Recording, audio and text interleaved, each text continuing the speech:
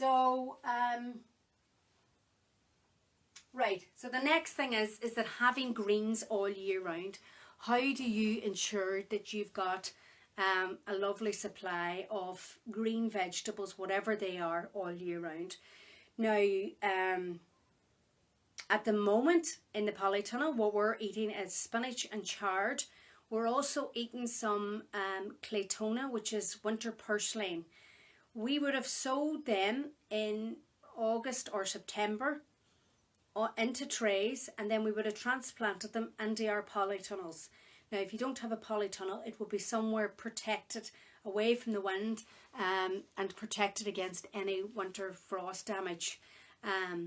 But we're eating them now, so that's taken us through. And then we started to sow oriental salads on the second week of February, and I'll just show you them.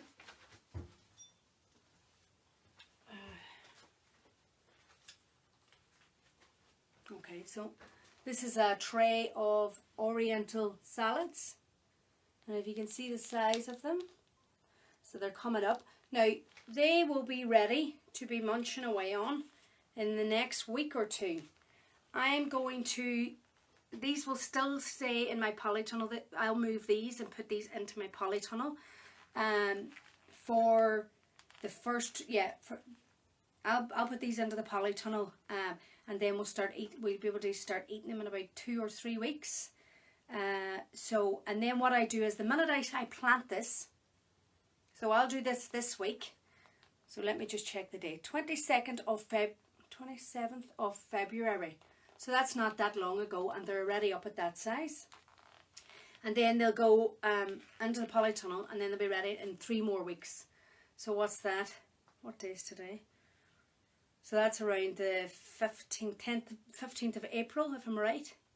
I'm terrible with dates, but that's when they're ready, we can be eating them. Now, the minute that I put these in, when I'm planting these into the polytunnel, into the soil in the polytunnel, I'll sow again. I'll sow another tray again. So it's nearly as if the minute that they come out of here, then I'll go again sowing. And what this allows us to do is to have those early greens coming.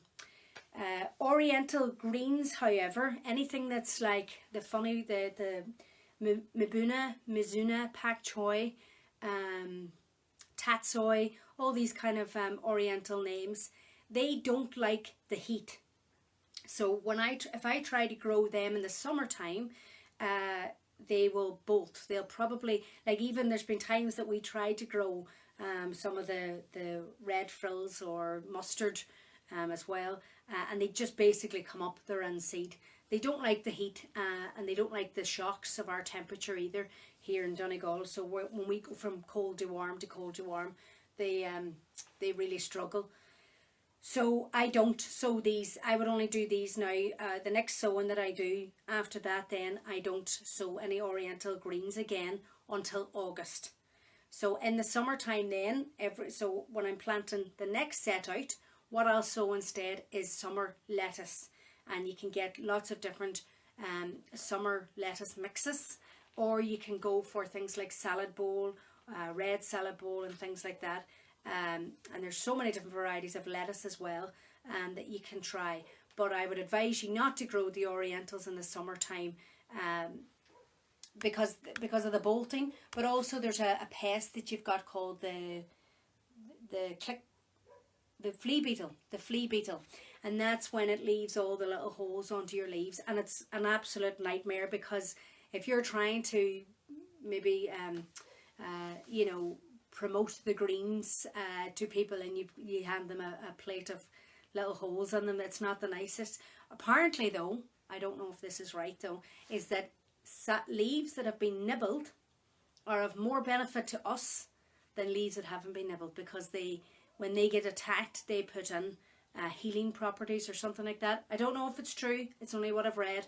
But sometimes you read some things and it sounds great and then you find out that's not the way. But it would be good if that was the case, because it means that the holy leaves are the better ones. And then it comes to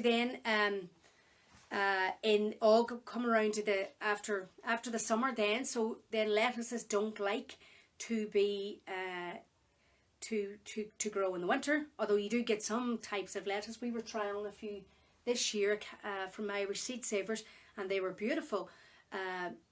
But as I say there, who wants to eat lettuce in the the winter time?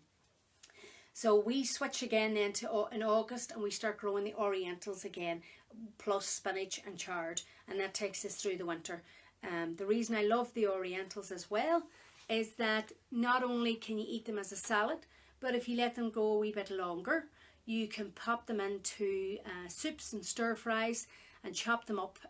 And if you're making a soup, then only put them in at the end. So just at the very end, you can put the leaves and just on top of your soup, and they just add a lovely mix in there. So yeah, the spinach, the chard, the Oriental greens, the lettuce, and things like that are very good to have. And if you can, with chard and spinach especially, you know, buy a good few seeds, because you want to be doing continuous sowing. You want to do it every couple of weeks to make sure that you have plenty of greens. And if you see them going to seed, so if they are going to go to seed, what happens sometimes is they become a bit hot or bitter. So what you want to do is get them straight out at that stage and get them onto the compost bin. They're more benefit in the compost bin than they are just sitting there going to seed, unless you want to attract your pollinators and or save seed.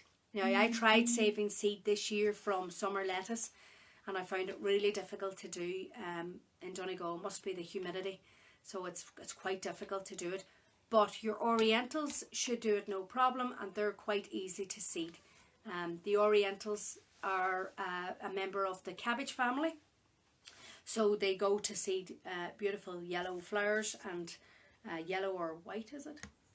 Yellow flowers, and then they have the little seed pods, and from each seed pod you might get 10 or 15 seeds.